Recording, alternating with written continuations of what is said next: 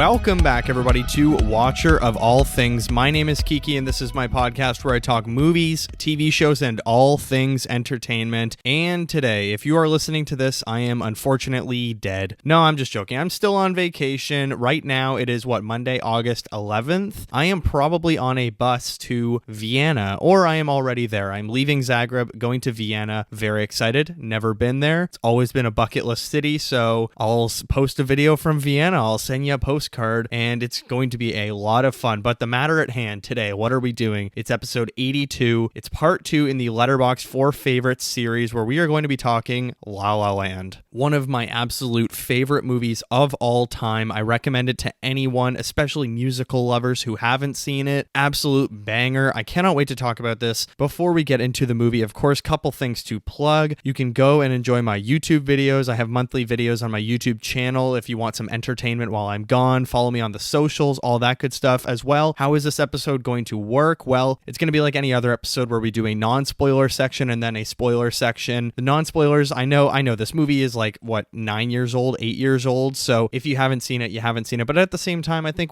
there's plenty to talk about in non-spoilers. So be careful. I don't want to spoil anything. I'm only going to talk about what's not in the trailers. I'm going to keep it to just what happens up to the ending. I'm just going to keep it very vague. We know some of the story beats, but it should be a lot of fun. So with that being said, without further ado, without dragging this on any further, let's talk La La Land. La La Land is a 2016 musical romance coming in at 2 hours, 8 minutes, runs by when you're watching it so quick. I love the lightning pace of this. It is directed by Damien Chazelle, who did another one of my favorite movies, Whiplash. He then went on to do First Man. I haven't seen that one actually. And Babylon I have seen, and I'm a somewhat Babylon defender. I can understand the critiques of it, but I still kind of enjoyed it, and I thought it was kind of fun. Also written by Damien Chazelle, and he's written multiple films that he hasn't directed, but he's also written and directed. He's done the two-hander, or whatever you want to call it, a double threat. He wrote 10 Cloverfield Lane as well as Grand Piano, but he's directed and written multiple movies is what I'm trying to say. The budget for La La Land was $30 million, and it ended up definitely making its money back with $472 million at the box office. Reviews, it was largely positive. It got 8 out of 10 on IMDb, 91% on Rotten Tomatoes with an 82% audience score, 4.1 on Letterboxd with a 5-star mode rating. That's crazy. You don't see a lot of 5-star mode ratings. The synopsis for La La Land. Mia, an aspiring actress, serves lattes to movie stars in between auditions, and Sebastian, a jazz musician, scrapes by playing cocktail party gigs in dingy bars. But as success mounts, they are faced with decisions that begin to fray the fragile fabric of their love affair, and the dreams they worked so hard to maintain in each other threaten to rip them apart. The film stars, of course, Ryan Gosling as Sebastian, Emma Stone as Mia, John Legend as Keith, Rosemary DeWitt as Laura, J.K. Simmons as Bill, and that's about it. It is a very, very small cast. I believe Ryan Gosling was probably 36 when this was made. Emma Stone was 28, so both,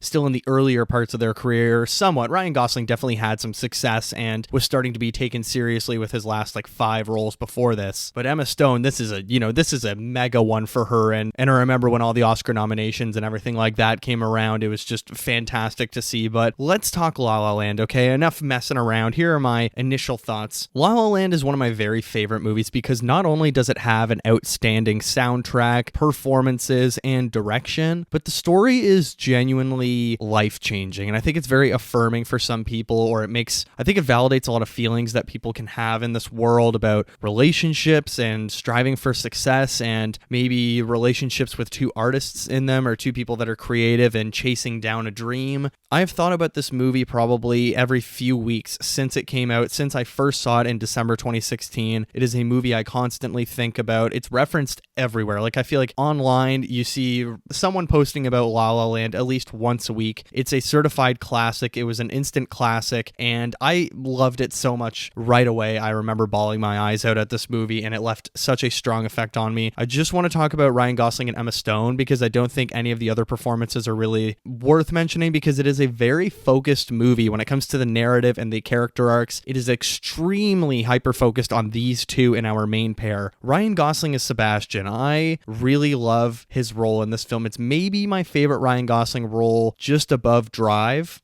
him playing this somewhat cynical, somewhat dogmatic jazz player who is holding on for dear life to this art form that is dwindling. I don't want to say dying, but jazz is definitely dwindling, and he has such a hardcore passion for it, doesn't want to see change, but maybe does change hold things back from actually doing better? I don't know. That's one of the many questions of this film, but he gives such a vulnerable and open and honest aspirational performance in this, with which I love. He's also absolutely hilarious in this movie. I think Sebastian is just such a funny character. Ryan Gosling has so many fantastic little quips in here and sarcastic moments that I love, and his chemistry with the amazing Emma Stone, who as Mia in this movie is heartbreaking, inspiring, so powerful, and just, my God, I have such a distinct memory of thinking of her performance in La La Land when I was applying for grad schools. In my final year of my undergrad and university, fourth year, I got rejected from one of the places that I applied for grad school, and I thought, oh my God, maybe I'm not good enough. And I thought about a moment that Emma Stone has in this film where her character Mia feels that she's not good enough and she's tired of rejection. And I don't know, that moment of rejection really sat with me, and I remember watching La La Land like probably the next day when I was sitting in that feeling of rejection. But I think Emma Stone just gives such a, I don't know, I would say career best in this film. I think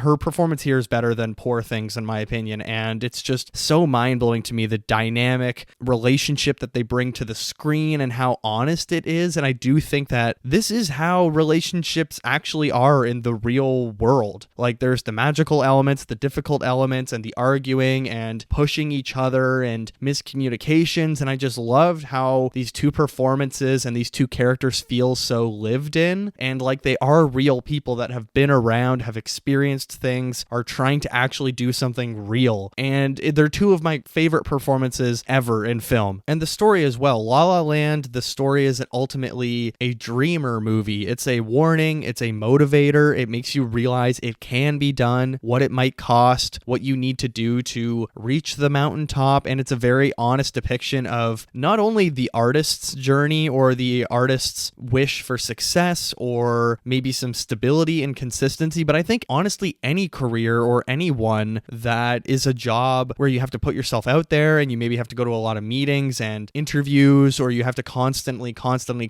rely on the satisfaction or the approval of others, because ultimately that's what music and acting is. It's a lot of doing what you do based on the public's reaction. Like, musicians are really only successful a lot of the time with proper public reaction. There's not a lot of successful artists that are only successful because they are bad or no one's noticing. Like, they are just a musician themselves, but they're not a successful, renowned, legendary artist. And that's what these two artists in this film are going for. They want to make special things. They want to make good things. They don't want to settle for bad. They don't want to settle for mediocre and what's easy and readily available right now. And that's what I love about this story. This is a story about trying to push for the mountaintop and not just trying to settle halfway, not just half-assing it, and sometimes getting out of your own way. That's the most important part of the journey. And I love where we meet these characters in their lives when this film begins. You know, Sebastian, as his sister tells him at the start, and this is not a spoiler, everything I'm saying is in like the first 20 minutes, and all of this is in the teaser. It's very open out there. For me, spoilers is how the movie ends. So especially for these throwback episodes where this movie came out 8 years ago, if you haven't seen it, you can know a few of the plot details. But Seb, when we meet him, he's this hermit, as his sister says. His apartment, he hasn't unpacked any of the boxes, and it seems like he's been living there forever. He has all of this old school memorabilia from all of the jazz clubs that he's loved,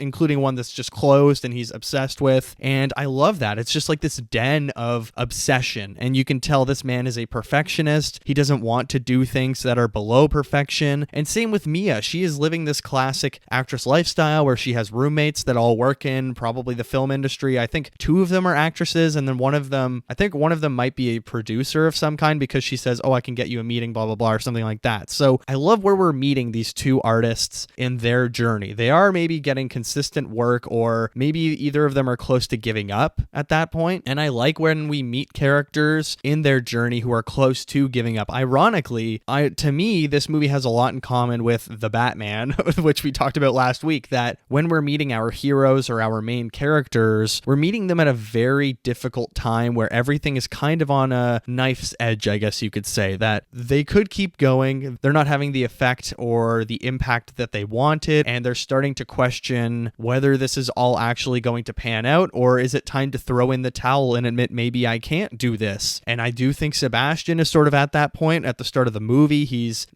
just a classic cocktail or a restaurant piano player that when he's playing music, nobody's looking at him. He is background, he is filler. That is his job. That's how he's living in the world. He is living as a background person who is meant to stay in the shadows. Mia as well. She is working as a barista. She is still obsessing over the stars that she wants to be like, and she's constantly auditioning and auditioning and auditioning, and she feels like she is also in the background. As she says, I feel like there's all of these other actresses that are there who look just like me but way prettier, and I'm auditioning, someone orders a sandwich or starts laughing when I'm crying, and I just love how we meet our characters. And I love films in general, like I said, where you're meeting your characters at a point in their lives where you can tell they're very close to giving up. But now I want to talk about the directing and the writing, actually, because as I said, Damien Chazelle did both. He's the two-hander or whatever you want to call it. He's the double threat, the double whatever, and I absolutely love his direction in this. I mean, Babylon as well. He does so much amazing camera movements just like this, which I want to talk about in a moment, but I think the way Damien Chazelle brings so much attitude is the only way I can describe it. There's so much attitude in his directing and the camera movements, and there's such a mood to everything he's doing in this like snappiness. Everyone has seen on social media, there's the scene in the jazz club where Seb is playing the piano and the camera keeps just flipping back and forth really quickly between Mia dancing on the dance floor and Seb playing piano, and they did that practically, of course, and that's the kind of ideas that Damien Chazelle and his director of photography and their team and everyone involved is bringing to this. They want a zippiness, they want an attitude, they want a dynamicism that is going to bring so much life to this movie, and it does. You know, it's so funny how you can watch a movie 8 times and still pick up on new things. You know, when I posted my now watching La La Land, and tonight is Monday, July 7th at 8:30 p.m. I'm recording this, and last night when I watched this movie, I posted now watching La La Land on my social media, and one of my very good friends who she absolutely loves La La Land as well. It's one of her favorite movies. We talk about it all the time. She said, I wish I could go back, erase my memory, and watch this movie for the first time. And I said, me too, but at the same time, it's so much fun rewatching your favorite movies and noticing more and more things that you love, or more and more little details. Like in this one, I really noticed how much the camera moves during the dance sequences, that it's not like there can be a dance sequence where, yes, the camera is cutting and giving us different angles and different shots, but there's not a ton of cuts in most of these musical scenes where it feels like before the camera cuts, it's never staying still and then cutting. A lot of the times, I'm thinking What a Waste of a Lovely Night. That scene in particular, to me, it's not a lot of cuts. It's just the camera following our dancers, our two main dancers, around in this one sort of swaying movement. And we'll talk about his directing aspirations and what he wanted to do with this movie and his influences, because I love how dreamy and whimsical this movie feels. Like it feels like a very old school studio classic musical element that you would get with a Fred Astaire and Ginger Rogers and all of those classics, or Singing in the Rain. You know, Singing in the Rain is one of my favorite movies. It's one of my grandma's favorite movies. Her and I talk about it all the time whenever I go to visit her, and it's a classic in my family, and I love Singing in the Rain, and that's my second favorite musical, just behind La La Land. And I think the two movies, of course, share so many similarities according to the Wikipedia page, and this has been, obviously there's sources there, I wouldn't just put this in without sources, but from the beginning, Damien Chazelle wanted the film's musical numbers to be filmed head to toe and performed in a single take, like those of the 1930s works of Fred Astaire and Ginger Rogers. There you go. He also wanted the film to emulate the widescreen cinemascope look of the 1950s musicals, such as It's Always Fair Weather. Consequently, the movie was shot on celluloid 4perf Super 35mm film, not digitally, with Panavision anamorphic lenses in CinemaScope's 2:5:5:1 ratio, but not in true CinemaScope as the technology is no longer available. So there you go. Exactly what I said. The feeling and the classic influences that you can pick up on if you have watched a lot of like studio old school musical ones, which I have. I took a class in university that was history of musicals, and it was this English class where we went back and we watched like tons of musicals in the Fred Astaire era, moving up all the way to Moulin Rouge. And it was a really fun class. Like, I love musicals, and it was so cool to see every week. Obviously, La La Land being one of my favorite movies, it's a reference point for me in the current day of like where musicals ended up, or at least good musicals. And I love going back and seeing all of these little nods and things that Damien Chazelle picked up on, added to his little utility belt, and brought to La La Land, just like it says there. And correct me if I'm wrong, but wasn't The Brutalist shot in like Panavision television or CinemaScope, right? I don't know if was it anamorphic lenses or just CinemaScope. I don't think it was anamorphic lenses, but that's how you get that really like wide stretched feeling when everyone's face is on screen and you get these close-ups and it feels like their faces are super wide, and I love that look. And all of that work done by Damien Chazelle and his cinematographer Linus Sandgren, who is allegedly doing Dune Messiah. We've talked about that on the show before, is absolutely outstanding. Like, that is just some of my favorite cinematography ever. Like, the poster is purple for this movie, and every scene has some element of blue, red, and orange mixing. And when you mix blue and red, you get purple. And there's such a purple tone to this film with the colors blending. There's always that cold, there's always that warm, and I absolutely adore it. It's one of my favorite looking films that I've ever watched. Like, I honestly just could look at the frames of this film because there is such a mood and such a warm feeling in how the seasons change and the basis of the relationship and the color that they're using for that. Linus Sandgren, man, I think he's going to absolutely kill it on Dune Messiah. I'm so excited if he is the cinematographer to see the direction they go, which, I mean, right now, Monday, July 7th, this might be proven untrue, but Timothée Chalamet has a buzz cut going into Dune Messiah, which starts filming today. So that's kind of crazy. But let's get back to some other elements here. The music. I absolutely love every song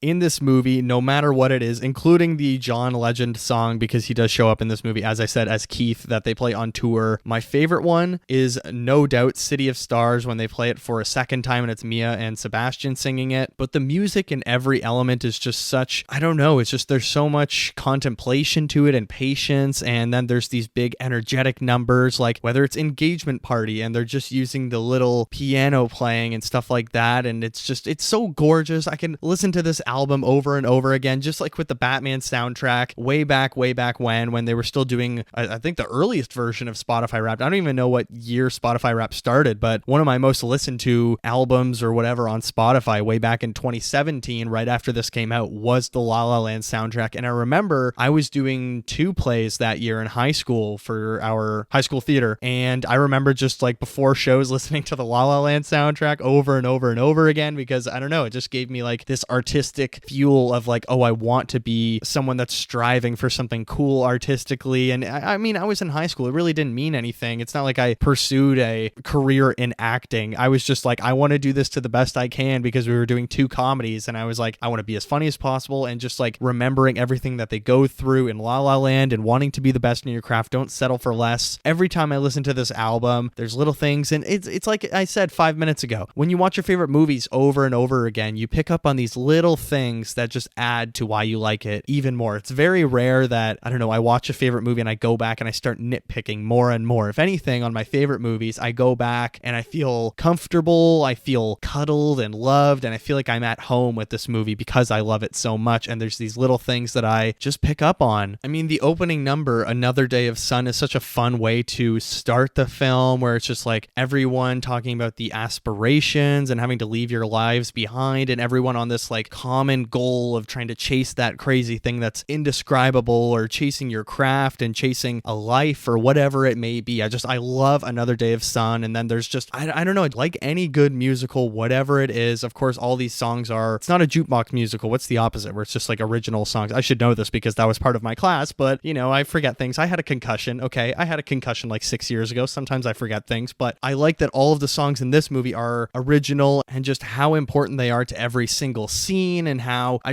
just love, like, the thing about musicals that I love is just, I don't know, it's so much fun to see people expressing their feelings through songs. I know that's the reason some people can't watch musicals, is they're like, oh, I hate when they just stop the story and start expressing everything and explaining to the obvious through songs. It's like, well, sorry, you hate fun. And that's what I love about this movie. As depressing as some of the moments in this movie are, I love how much fun everyone's having. I love how much fun the dancers are having. I love how much fun Ryan Gosling and Emma Stone are having. Like, maybe you're just grumpy. I'm sorry, you know, try and branch out, watch something different. I tried to get into horror movies, so you have to try and get into musicals, okay? We're even now. But okay, enough about the music, because I do want to talk about the humor of this film. Like, this is a romantic musical, but honestly, this movie is so damn funny. There are some hilarious jokes and sort of meta jokes about Hollywood and the types of people that you meet at Hollywood parties, like the up-and-coming writer, and it almost feels like Chazelle is making fun of himself a little bit at times, and I think that's what a lot of his movies are, especially Babylon and La La Land, obviously, but also Whiplash and like that, sometimes snobby behavior of artists who think they're special, and all of that pursuit stuff is just so fantastic here. And I love the humor that he brings, that he's willing to laugh at himself, but also just how ridiculous pursuing things can be, like especially auditions, like the things that you have to say when you're just in a room in front of a casting agent, and there's some things that you have to say when you're not on set, and how goofy the acting process can be, and how much it is just kind of throwing yourself into the mix, which to a normal person this would seem crazy, but to an actor this is like an everyday thing where I'm playing this ridiculous role in this ridiculous TV movie or whatever. And I love the auditions that Mia goes through and how hilarious they are, and there's just such a levity to this film, and there's such a hilarious element to their dynamic between our love interests that I love. They have such great banter when they first meet, and they clearly do not like each other. It's just a movie that is really firing on all cylinders. If you want good music, if you want humor, if you want some drama and everything that you could possibly want, this movie has to offer for any musical. I think this is the ideal musical, and I really love the clothing in this film. I think it's obviously so vibrant, and the combination of the clothes with the cinematography. Sebastian specifically, I think the outfits and where he is in this film, where he is mentally, is represented through his clothing, where he's wearing, usually these lighter white or sort of just brighter colored suits in general, or like these cream colored suits and clothing at the start, where his top is always a little bit lighter, versus when he joins this band, he's always wearing black clothing or dark clothing while playing for them. And I think it just shows that he's in a darker period of his life, of course. And then it can change, depending on where he is in his career and how his life is going and his relationship with Mia, how he feels about himself as an artist. I mean, that's what a costume designer's job is.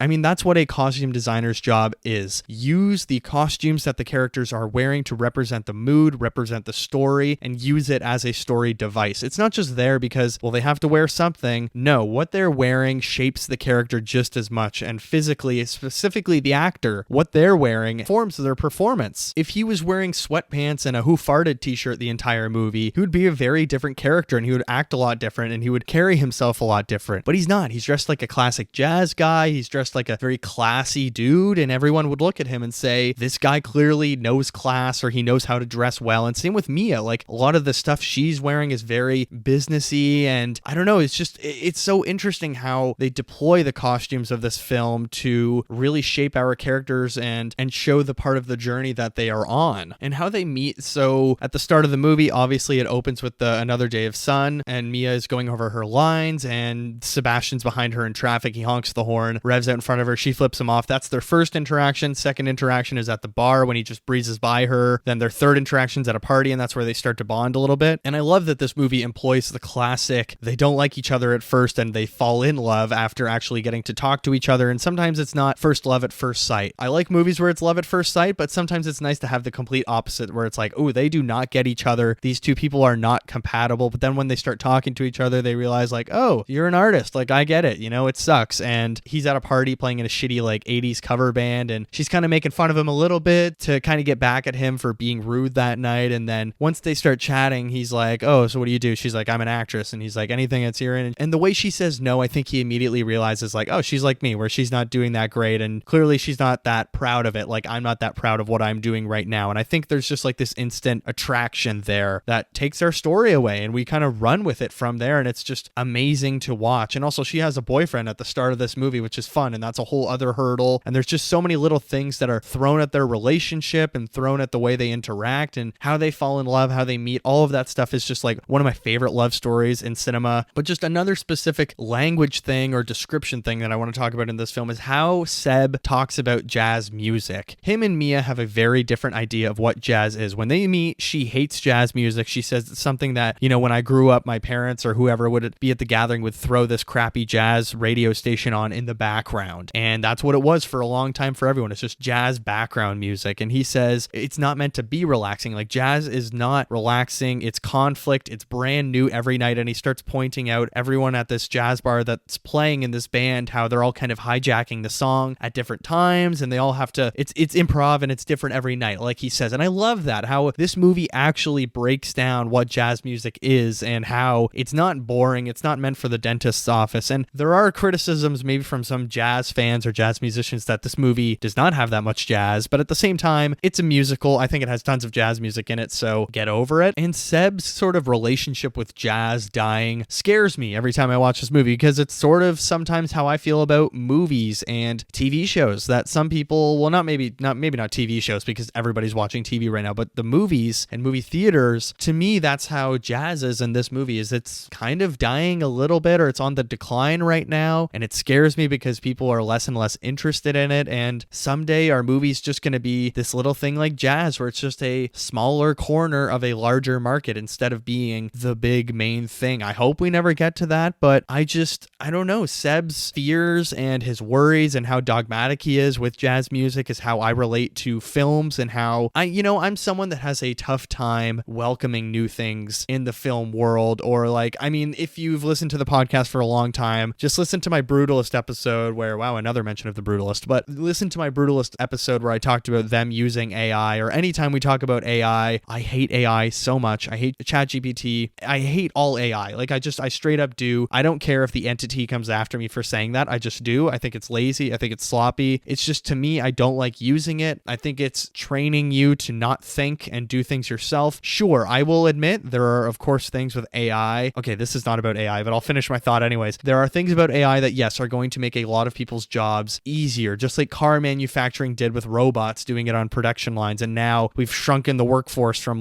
the full amount to 1/4 because we only need people to watch the robots do the work. And that might be what AI is someday. And that terrifies the fuck out of me. So anyways, my point is that I have a lot of fears with AI and the film industry and all that stuff, with how Seb feels about jazz music and where he thinks jazz music is, and he's still kind of this purist, but is he hurting jazz music? That's one of the themes in this film, which let's jump into the themes, because I do think there are things that this movie is hinting at, and I want to specifically outline to you what I think the themes of La La Land are. Also, I was away at a bachelor's party on the weekend, so my voice is dying. I can feel that. We have artistic obsession and that need to succeed. I think not just artists feel that, but anyone in their field. If you're working in a field that you are passionate for, you feel that drive to be the very best and create something special. And, if you love your work, you're going to strive every day to make it the best version that it can be, and you want to be memorable in that field. And that's what this movie is about. Two artists that are driving at their very hardest to be the very best. When does it become too much rejection on the way to success? What are our breaking points as artists, or what are our breaking points as human beings? There's anything.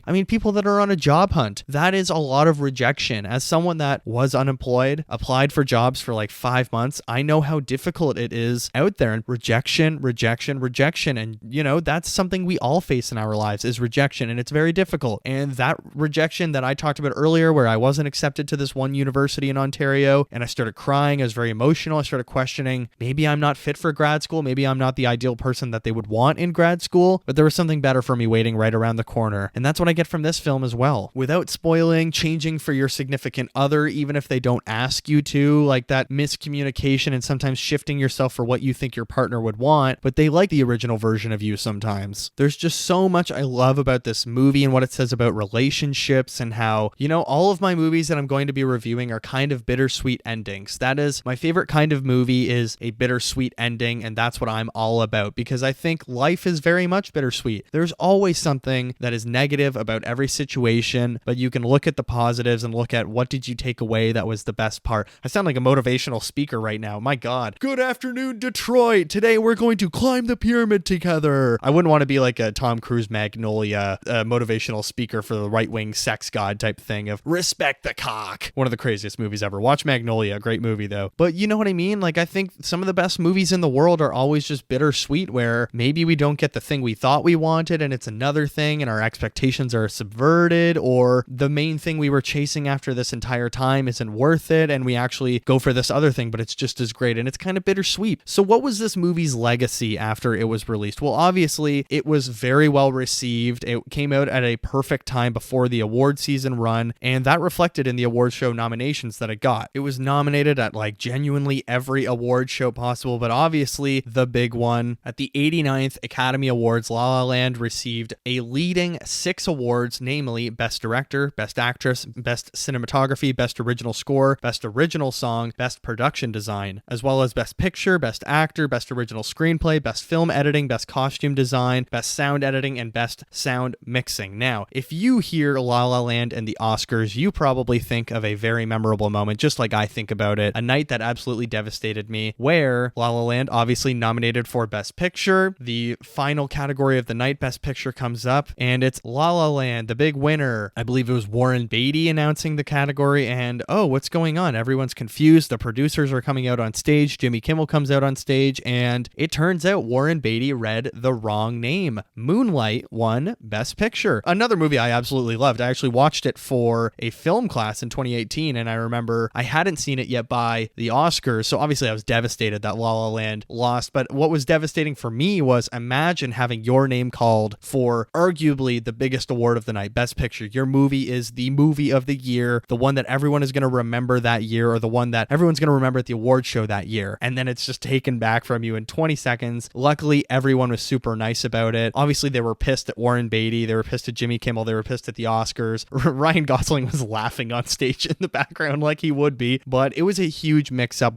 Probably one of the most embarrassing Oscar moments ever. I don't know if I've ever experienced something like that. It's another iconic, awkward naming the winner moment, like Al Pacino, my eyes see Oppenheimer. And yeah, just a classic Oscar moment for La La Land and Moonlight and everyone in that room. Just the shock on the audience's face is something I will never forget. But let's jump into 2 stars and a wish for La La Land, and then we'll get into our spoilers. Star number 1, the soundtrack itself is just so good. This is a movie that once you watch it, you're going to want to listen, you're going to want to dance, you're going to want to sing. It's something that is just infectious, this movie. I absolutely love it. It's something that I think about often. I sing often. Every time I hear the song on social media, immediately have to go listen to the album. Star number 2, it's one of the most visually striking films I've ever seen by far. Every scene is so deeply colored, it's so textured, and just so wonderfully moody. I love how this film looks. My wishes, absolutely 0. Just like my last week, I didn't really have tons of wishes with the Batman. I have no wishes with La La Land. I don't know what else there could be that you could change about this film. I think it's just so perfect, head to toe, like Damien Chazelle wanted. But overall, La La Land feels like a love letter to artists, to lovers,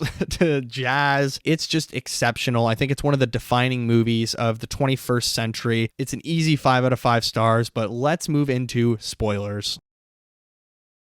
All right, spoilers for La La Land. You have been warned, this 9-year-old movie. So let's start with, obviously, Mia has a boyfriend at the start, as I did say in non-spoilers. That's not really a spoiler, so people could get over it. But I love their first few interactions, Mia and Sebastian, and how playful they are, and Sebastian trying to help her in her acting training, honestly, by offering to take her to the movie, but it's for research, and you can already tell she is so over her own boyfriend and oh, I'm in love with this guy. It is very much, after they talk and get to know each other, it's so clear how in love they are from the very beginning. And I don't know, there's something so addicting about that first initial 20-minute part where they're together and he's like, I got the bullets. Oh, you've never seen it. They're almost scared to be like, oh, well, let's go see the movie together, because then it's this other implication and she doesn't care about Greg. I love that entire date where she's so bored at the dinner meeting his brother and his big business deals and all of their vacations and stuff like that, because it's not this stimulating conversation, as Guy Pearce would say in The Brutalist. Another Brutalist mentioned in this episode, goddamn. But obviously, Sebastian, he starts getting his hopes up, and I just love that little, I don't know, vulnerable moment, or how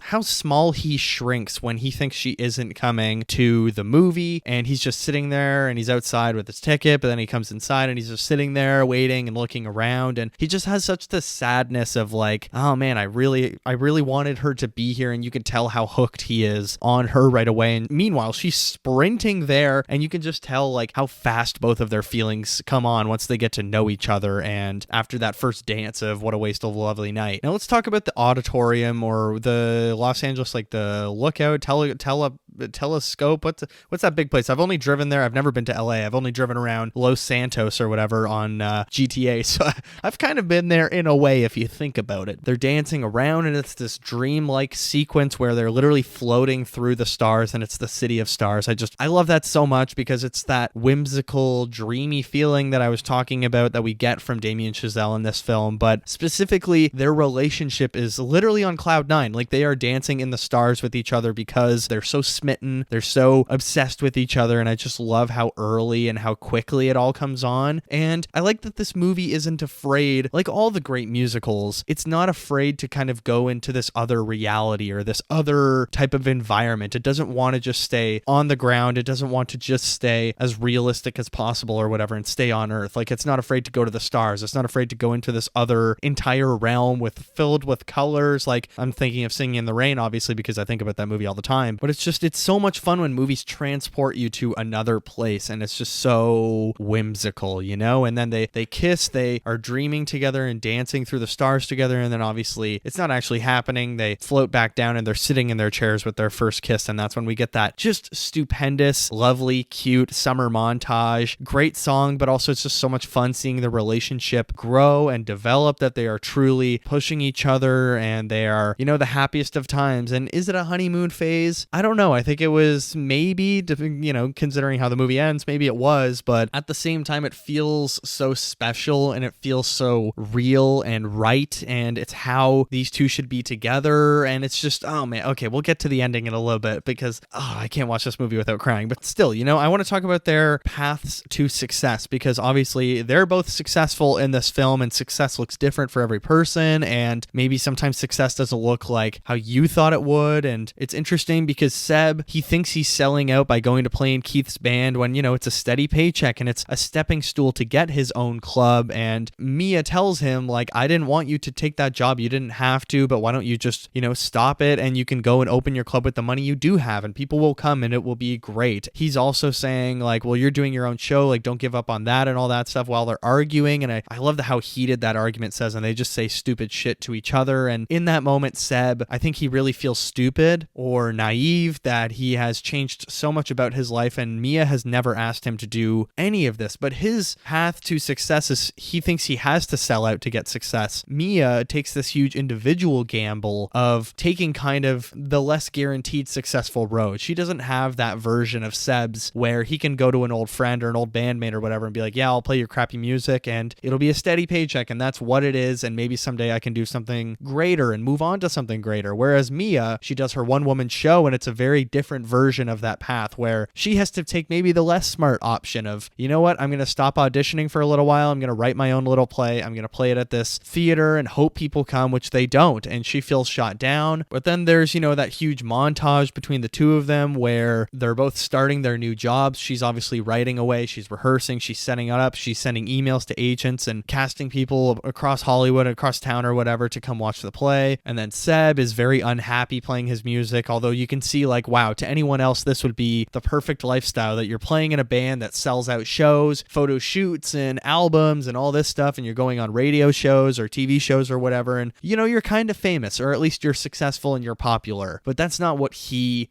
wants. That's not his dream. His dream is to be this great individual jazz artist who is helping to keep jazz alive with his own club, and he wants to be more of a cultural shaper of the future of jazz, and he wants to, you know, pull the voices of others and augment them and push them above him and say, look at all these great jazz musicians in his club. And it's so interesting, that montage of how different their journeys on, that Mia is taking this very risky individual, and of course Seb's version is risky as well, because what if he got comfortable in that consistent lifestyle, and what if he got comfortable taking the easy road? And we get that big montage while it's the second City of Stars version of both of them singing it, and then after that montage it cuts back to them sitting at the piano, and that's really the last time they're a couple and they're artistic together in this film. And that's really sad to me. It's like in The Iron Claw when you have the Zac Efron's character Kevin, is it Kevin, where, you know, his wedding is the last time that the whole family was together and happy. And it's one of those moments in films where you realize nothing is going to be the same after this exact moment. Now that you've seen the film, you know nothing will be the same from now on. And that use of City of Stars, I love how they use that song to show the changing of relationships from the first love or first meeting and first interaction where they first get to know each other. After he meets her, he walks the pier and he starts singing City of Stars, that it's like, is this the start of something new? And then you have the second version where it's, again, is this the start of something new, but it's the downfall of their relationship and it's the shifting of their careers, versus at the end when it's used in the montage, it's actually the what if moment where they have kids together and Seb is a father and he's happy to be a father in support of Mia and he's happy to give up the dream, and that's what their life could have been like, but it couldn't have been him owning a club and her being a successful actress. That what if dream that they're sharing at the end where they're, what is our life together? What could it be like? There was not a way where they could have stayed together and gone everywhere and he could have run his club where he wanted to in LA. And you know what? Now that we're just talking about that impossibility and the what ifs, let's talk about the epilogue and the ending of this movie that, Mia, she's got her one woman show. Nobody really shows up, but then she's feeling rejected and she decides that she's got to give this all up. She's tired of the rejection. Seb doesn't make it to the show because he's tied up with his own stuff. And it's this really heartbreaking moment in the story where you think it's over. Then, of course, she gets that call because there was a casting director there. They want her for this big movie, but her and Seb have kind of broken up in a little bit of a way. I think their relationship ended that night when he didn't go. It was already over by the time that he brings her to the audition. And then after, I love what they say where she's like, what do we do? You and I, what are we? And Seb just says, I don't think we can do anything, because that's him saying in this moment, I can't be in your life and succeed what I want to be successful in, and you can't be in my life if you want to be successful in what you want to be in. Like we have to part our ways. But I love that they make sure to say, I will always love you. Like this love is eternal. I think there are people who, maybe there are multiple soulmates, but I think there are soulmates who are together at one point but don't end up together because it's not possible, because they sacrifice their soulmates for this other thing. And yes, she has a husband at the end. She has a beautiful family and a great lifestyle, but they still, when they meet in his club at the end, they both immediately shoot to the what if moments in their minds when he starts playing her song. And I was reading, of course, after I watched it last night, I was just deep on Reddit of like people talking about the endings and reading fun comments. And someone said, like, I think when Seb is explaining the origins of jazz music or something along those lines, that, they use jazz music to communicate when they couldn't talk, and him playing their theme at the end is him saying, I still think about you and I still love you, because he can't just say that in a room full of people or when her husband is there, of course. And I love that ending. Them just having that little glare where they both smile at each. Oh my God, I can feel myself starting to choke up and a lump in my throat forming. Sharing that glance at the end where they both just smile and sort of nod. And I think they're both truly happy. I've seen some people comment saying that the ending, Seb is not happy. I think he has success. He's happy for her. It's not the life he maybe thought he could have, but he got exactly what he wanted. He is happy in some way, and I think he has accepted his fate. I think she is very happy with the life she has, of course. But what is true happiness? The grass is always greener. Would they give up their success to be with each other in the end? If they were together, would they resent each other because they gave up their dreams, or is their love strong enough that it was worth giving up? This movie is about the sacrifices that are sometimes needed for people that are so successful or people that are so at the top of the mountain,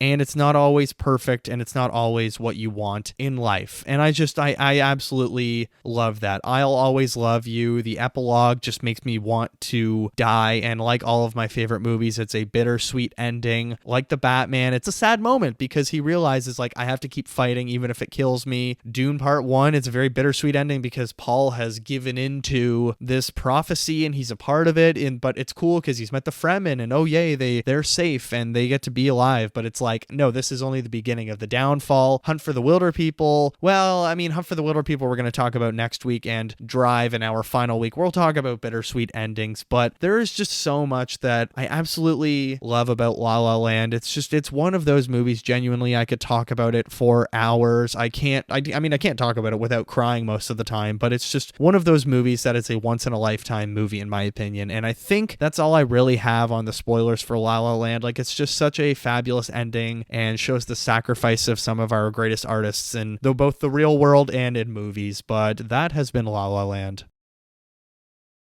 And I believe that's going to do it for episode 82, Letterboxd Four Favorites Part 2, La La Land. What a fun time this was. A very different movie, obviously, in some ways from the Batman last week. I'm looking forward to our final 2 episodes of this miniseries before I'm back from vacation. As always, please rate and review the show 5 stars wherever you get your great podcasts, like Watcher of All Things, whether it's Spotify, Apple Podcasts, Amazon Music, Acast. We are, of course, an Acast-produced show. If you're on the YouTube channel, please hit like, subscribe, comment underneath, comment on the YouTube channel, comment underneath on Spotify, leave a review on Apple Podcasts or wherever. Leave a review somewhere. What do you think of La La Land? Let me know what your 4 favorite movies are. You can also email the show, watcherofallthings@gmail.com. I'm also on social media. Instagram and Threads are at Watcher of All Things. TikTok is at watcher.of.all.things. I post on social media every day. Maybe not every day while I'm on vacation, obviously, but I'm still going to try and post stuff while I'm on vacation right now. Also follow my personal Letterboxd account, KikiJ70. That's KIKIJ70. I'll still be watching tons of movies on vacation while I'm flying, while I'm on trains, planes, automobiles, all that good stuff. Follow me on Letterboxd. Drop a comment under one of my reviews that you found me through the show. I will follow you back. Let's build a little community. Next week, it is part 3 of the series where we are talking Hunt for the Wilder People. This is the movie that I swapped in for Dune Part 1 because I have talked about Dune Part 1 before. So this is another one of my favorite movies, and I'm so excited to talk about it. This is a very special movie to me. It's played a very special part in a lot of different episodes of my life, but that will be next week. As for now, thank you all so much for listening. Thank you all for the love, all the support, all the comments, the lovely messages. Take care of yourselves, and I will see you in the next one.